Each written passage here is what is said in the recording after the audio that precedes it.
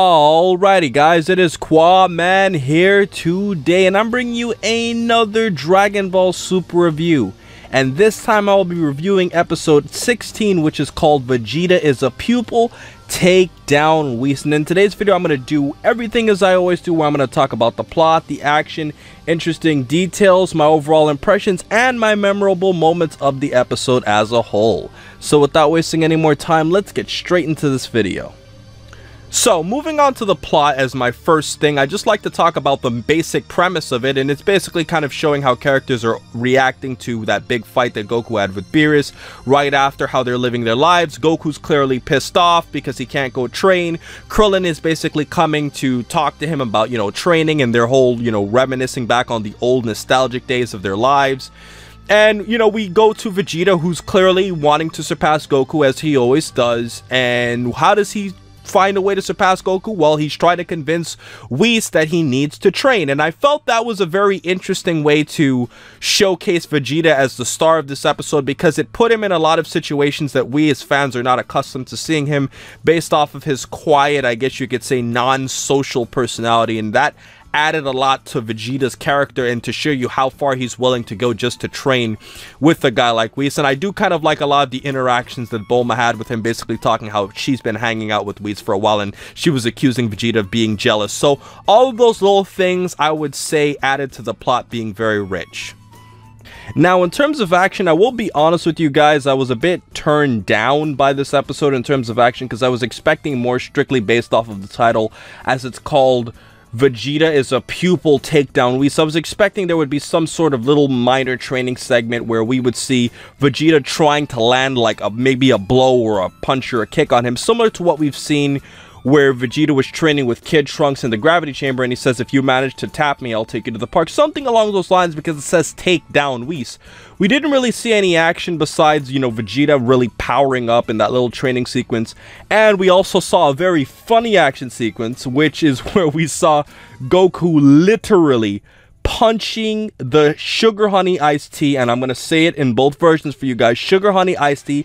And for those of you who want the X-rated version, Goku literally knocked the living shit out of Krillin, like punched him so fucking hard, and he was holding back too, because he was in his base form. Like, Goku fucking wailed Krillin.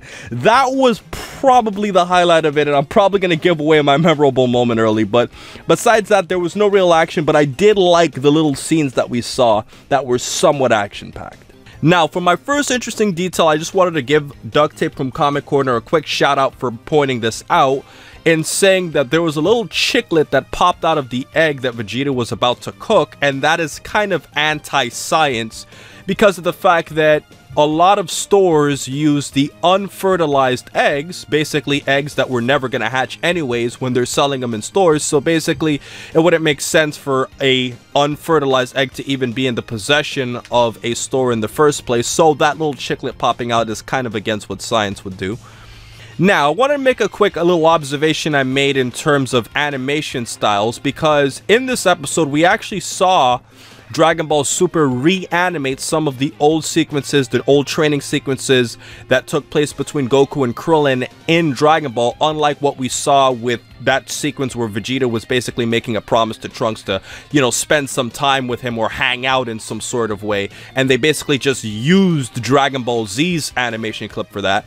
And what I found interesting about that clip is, although the animation style was a lot more modern, it kind of didn't fit, because I feel like Dragon Ball kind of emphasized the simplistic body type style with the really, really round and circular bodies, and seeing Goku looking a little bit taller and more lanky just didn't fit, although I did feel like the detail to a lot of the pictures itself were actually really interesting, and I'm very interested to see what Hail Zeon thought about that himself.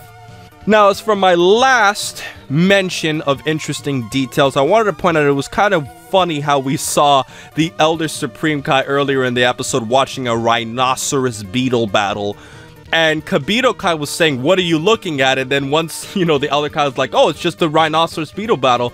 And the Kabito Kai looked at him and he's like, "Oh, I don't know what you were thinking." And he basically just said, "Hey, look, a shooting star," basically trying to indicate, for those of you who might not caught the reference, he was basically kind of accusing the Elder Supreme Kai of possibly looking at some type of sexual activity. If you could kind of read between the lines, it was heavily implied, but he obviously didn't directly say it, and they probably wouldn't mention that directly in Dragon Ball Super, as it's aiming a lot more for kids, but that's definitely the way I interpret it. And if you guys disagree with my interpretation, feel free to say it in the comment section below. Now, in terms of impressions for this episode, I'm gonna have to say this definitely gave off a lighthearted tone, and it did feel like a filler episode in the sense where nothing absolutely major got done, but there are some pros to this. I like it when Dragon Ball has those episodes where nothing major is really happening, but at the same time, it's showing you something that's new and it's rich and you never really saw it before. And it's also giving you some moments where we really got a chance to really dissect what's been going on with the characters. For example, in this episode, we really got a true sense of how Goku's very frustrated with not being able to train. We saw that Vegeta is basically trying to surpass Goku in power once again. We saw Whis and how interested he really is in all these types of foods and how Bulma's interacting with Whis.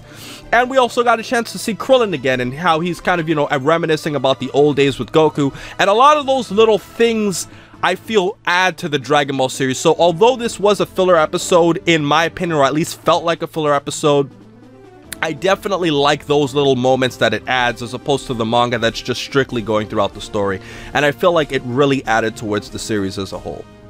Now, after thinking about this very hard, I did say earlier that my memorable moment would probably be when Goku wailed Krillin in the face.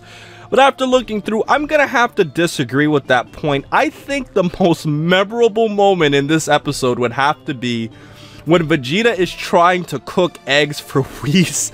And he literally, like, you could see it in his face. He's trying so hard not to crack the eggs, but he just can't. He's just too strong. And it kind of reminds me of that scene where we saw in Dragon Ball Z during the Cell Saga, in which Goku and Gohan were not able to basically hold the glass. They kept cracking it because they were having a hard time controlling their power. And I definitely would like to say it because of a lot of Vegeta's facial expressions. It's very funny seeing Vegeta in that light, and that would definitely have to be my memorable moment of this episode. So guys, that has been my video for today. Overall, I'm going to give this episode 4 stars. I took down 1 star because I just felt this episode was a little bit underwhelming in the sense that I expected more action because of its actual title, Take Down Whis. But you know what? That's basically what it was. The episode was very fine on its own. It was above average. It was funny. It had very comical moments in it that I guess you could say would bring me back towards it, which gave it replay value.